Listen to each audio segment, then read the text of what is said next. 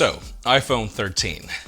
I don't know if I should like it or not, because yes, we have some new images of what the iPhone 13 could look like, and yeah, we've seen it before.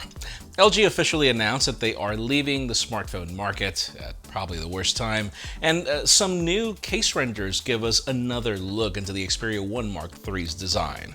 I'm Jaime Rivera, and it's definitely a sad day in the mobile industry, as I can't deny how much of a fan I've been of LG phones, but then things just got a little lost. This is Pocketnow Daily.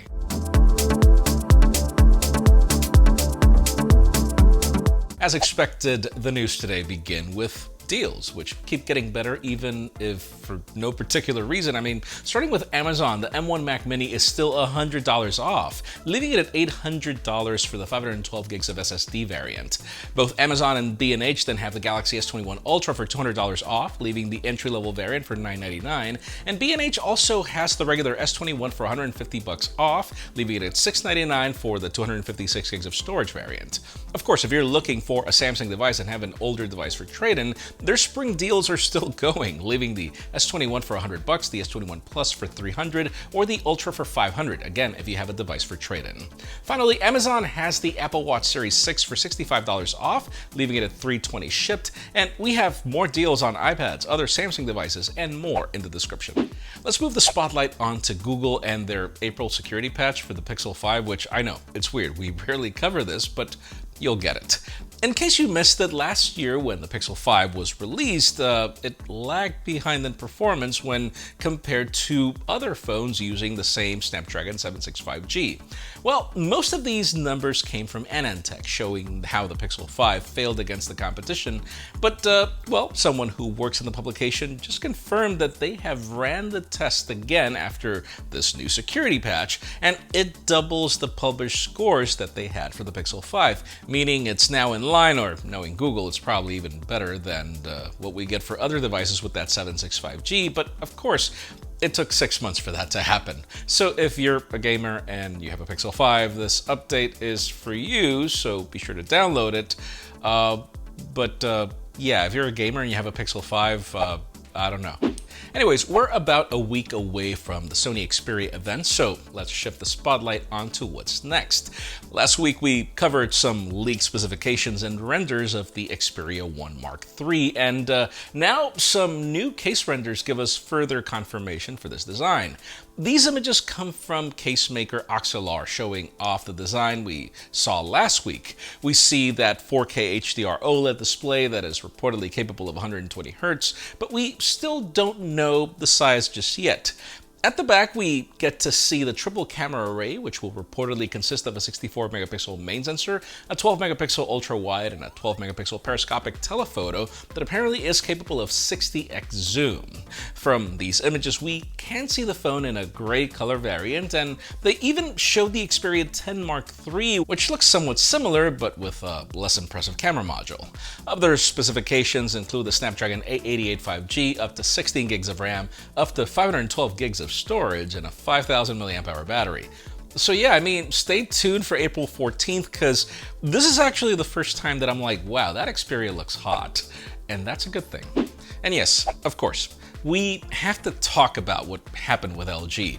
Over the past couple of months, there have been a ton of reports going on claiming that LG would be closing their smartphone division. Well, pretty much at midnight on Monday, they announced that they're officially shutting down their phone business.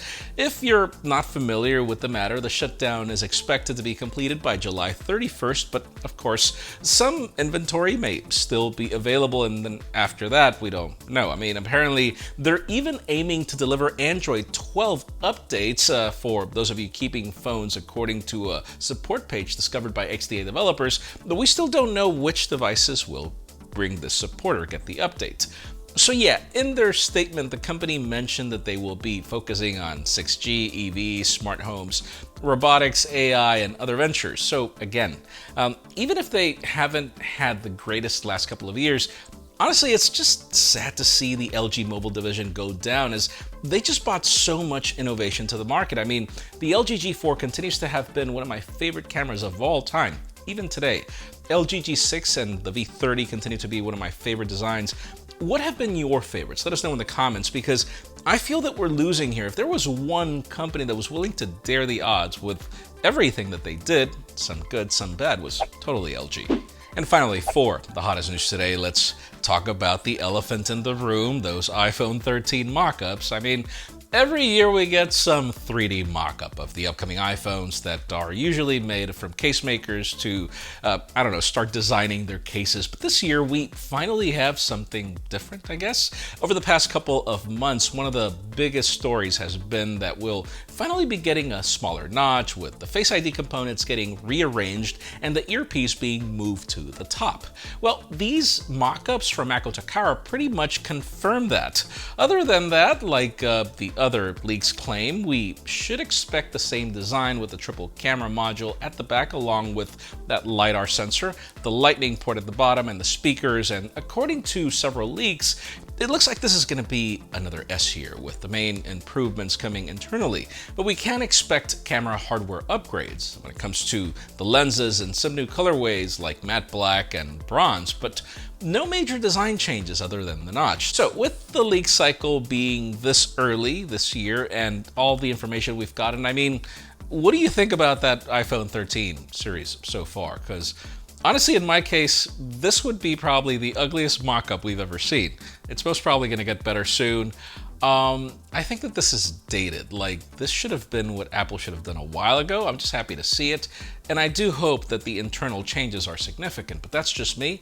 Leave us a comment down below. We'd love to know your opinion. Friends, again, if you want to get the news earlier, follow us on Pocketnow.com and subscribe to our channel for more videos like this one. You can also follow us on social media as our extended coverage happens on Instagram. And follow me on my personal handles to see me feel sad to see LG go. Please give this video a thumbs up if you like what you saw. I'm Jaime Rivera. Thanks so much for watching. We'll see you tomorrow.